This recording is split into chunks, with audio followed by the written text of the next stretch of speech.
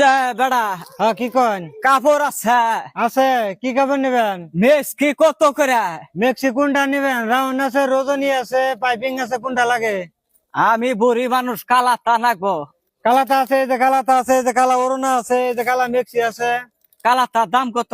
কালাতার দাম খালি মেক্সির দাম 300 টাকা। এই বেড়া এত দাম চাও কা? কাপড়ের দাম এত বাড়াও কা?